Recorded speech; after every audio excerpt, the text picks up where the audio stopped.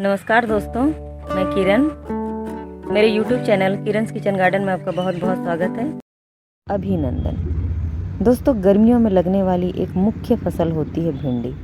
आज मैं आप सबों को बताऊंगी कि छत पर हम सभी भिंडी कैसे उगा सकते हैं। पूरी जानकारी दूंगी, लगाने से लेकर हार्वेस्टिंग तक की।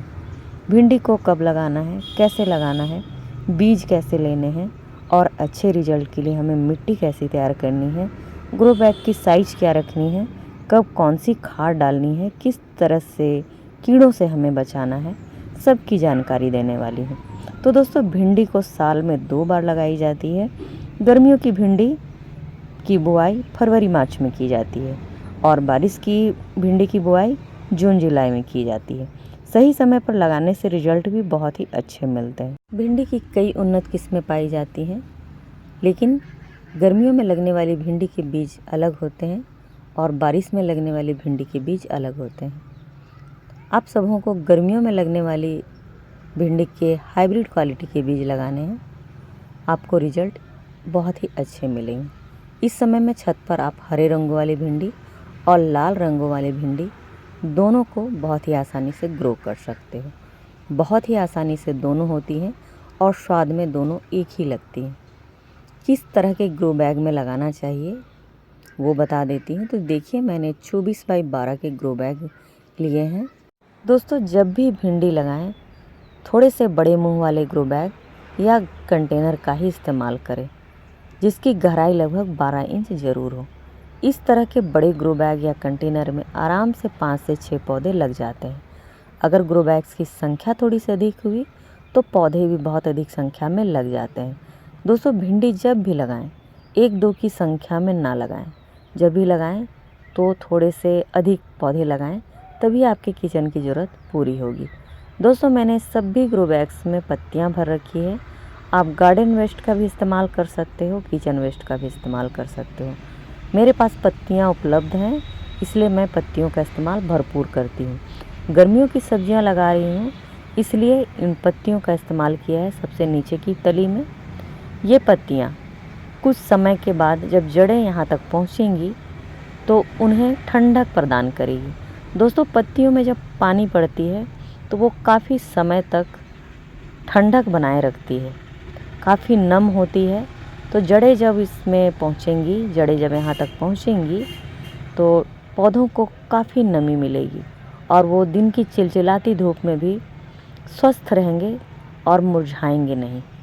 और दूसरा फ़ायदा होगा, जब इनकी जड़ें यहाँ तक पहुँचेंगी तो इन्हें इन पत्तियों से पोषक तत्व भी मिलेंगे, जिसकी वजह से खाद के खर्च जो हैं आपके थोड़े से कम हो जाएंगे। इस तरह से ग्रो बैग्स में पत्तियाँ डालकर ग्रो बैग्स भरने से मिट्टी बहुत ही कम लगती है, जिसकी वजह से ग्रो बैग्स बहुत ही हल्के तैयार होते हैं, जिसकी वजह से छत पर वजन भी बहुत ही कम रहती है और इसमें लगे हुए पौधों को कुछ समय के बाद पोषक तत्व भी मिलने लगती है पत्तियों से और एक सीज़न के बाद पत्तियों की खाद भी हमें मिल जाती है।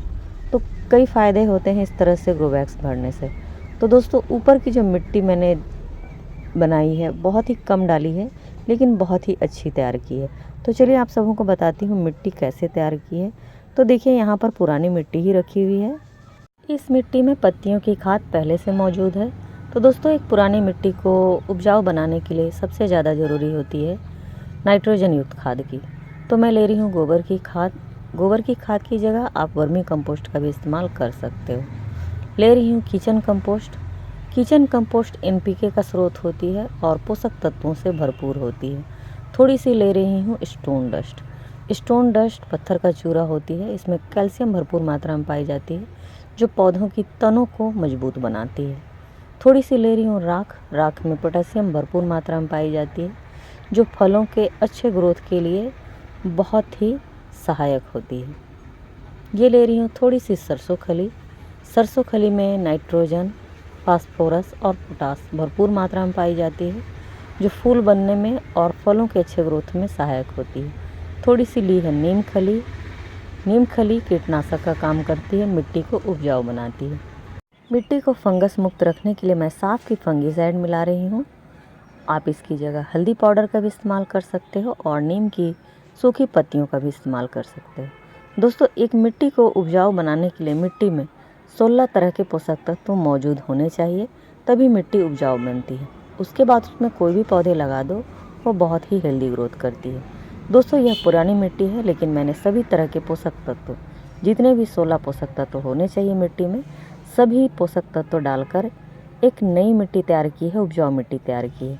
तो दोस्तों, अगर आपके पास नई मिट्टी भी है तो भी आप उसमें इस प्रकार से सभी तरह के पोषक तत्व मिलाकर मिट्टी बनाइए, सभी तरह के पौधे उसमें हेल्दी ग्रोथ करेंगे। दोस्तों, भिंडी के बीजों की बुआई हम 2 तरीके से कर सकते हैं। पहली, हम मिट्टी में इसे डायरेक्ट डाल सकते हैं। इनके बीजों की डायरेक्ट बुआई ज़्यादा अच्छी होती है, इनसे रिजल्ट बहुत ही अच्छे मिलते हैं। तो दोस्तों, इस समय में डायरेक्ट बीज को डालने से भी इसके रिजल्ट बहुत ही अच्छे मिलते हैं। सभी बीज जो है बहुत ही अच्छे से अंकुरित होते हैं, क्योंकि ये जो मौसम होती है बहुत ही अच्छी होती है और इस समय में डायरेक्ट बीज डालने से भी बहुत जल्दी अंकुरित हो जाती हैं और एक भी बीज जो है वो ख़राब नहीं होती, सभी पौधे हेल्दी तैयार होते हैं। दूसरी विधि है, हम इसकी सीडलिंग तैयार करते हैं। सीडलिंग डालने के बाद पौधे 10 से 15 दिनों में तैयार हो जाते हैं। उसके बाद आप इसे बड़े ग्रो बैग में शिफ्ट कर सकते हो।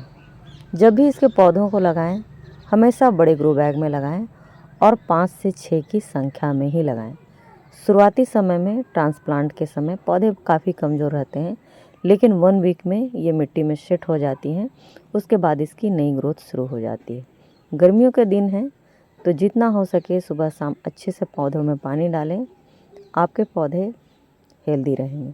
पानी का हमेशा ख्याल रखें।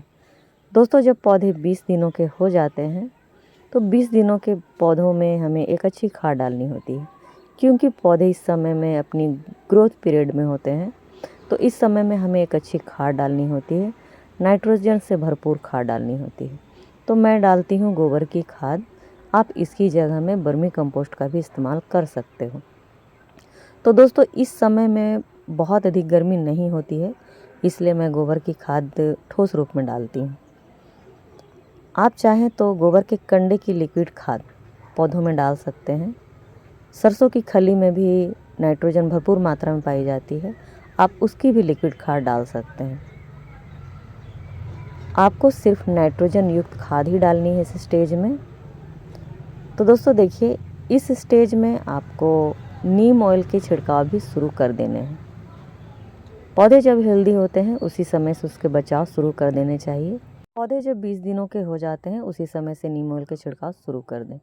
भिंडी के पौधों में वाइट फ्लाई और ग्रीन फ्लाई के अटैक होते हैं और जब फूल और कलियां बनने लगती हैं तब मिलीबग्स के भी अटैक शुरू हो जाते हैं। लेकिन शुरुआती समय से ही अगर आप नीम ऑयल का छिड़काव करते हो तो आपके पौधे शुरुआती समय से ही हेल्दी रहेंगे, स्वस्थ रहेंगे। दोस्तों, भिंडी के पौधों में 30 दिनों में ही कलियां बननी शुरू हो जाती हैं और 40वें दिन में इसमें आपको फूल भी दिखाई देने लगेंगे। तो इस स्टेज में पौधे को एक पोषक तत्वों से भरपूर खाद की ज़रूरत पड़ती है इसके फलों के अच्छे ग्रोथ के लिए। तो इस स्टेज में हमें पोटेशियम, मैग्नीशियम और फास्फोरस युक्त खाद देनी होती है। यहाँ मैंने बहुत अधिक मात्रा में केले के छिलकों को भिगो रखा है। केले के छिलकों में पोटेशियम, मैग्नीशियम और कैल्शियम भरपूर मात्रा में पाई जाती है। इसके अलावा और कई सूक्ष्म पोषक तत्व पाए जाते हैं जो फलों के अच्छे ग्रोथ के लिए बहुत ही लाभकारी हैं। तो दोस्तों, यहाँ मैंने 1 मग लिक्विड खाद को 10 लीटर के पानी में मिलाकर पौधों में डाला है और इसी तरह के खाद का प्रयोग मैं अपने फलदार पौधों में करती हूँ जिसमें फल लगने लगती हैं। सभी तरह के ऑर्गेनिक खाद जिनमें भी पोटेशियम, मैग्नीशियम और फास्फोरस जैसी पोषक तत्व पाई जाती हैं उनके लिक्विड खाद बनाकर आप इस समय में पेड़ पौधों में डाल सकते हो। फलों की कमी बिल्कुल भी नहीं होगी। दोस्तों, भिंडी के पौधे लगाने के 60वें दिन में हार्वेस्टिंग दे देती हैं। इसकी पहली हार्वेस्टिंग 60वें दिन में आपको मिल जाएगी। पहली हार्वेस्टिंग इसकी थोड़ी सी कम होती है। अगर आपने पौधे अधिक लगाए हैं तो दूसरी हार्वेस्टिंग इसकी बहुत ही अधिक मात्रा में आती है। तीसरी हार्वेस्टिंग भी बहुत अच्छी रहती है। चौथी हार्वेस्टिंग भी बहुत अच्छी रहती है। उसके बाद इसकी हार्वेस्टिंग थोड़ी सी कम होने लगती है। पहली हार्वेस्टिंग लेने के बाद ये 1 से 1.5 महीने तक आपके गार्डन में बनी रहती है और लगातार हार्वेस्टिंग देती रहती है। तो दोस्तों भिंडी लगाना बहुत ही आसान है। तो इस सीज़न आप भी अपने छत पर भिंडी ज़रूर लगाइए, थोड़ी सी अधिक मात्रा में लगाइए, जिससे आपके किचन की ज़रूरत पूरी हो जाए। तो दोस्तों आज की वीडियो में बस इतना ही। वीडियो अच्छी लगी हो तो लाइक करें, सब्सक्राइब करें और कमेंट भी करें। मिलते हैं नेक्स्ट वीडियो में, तब तक के लिए नमस्कार।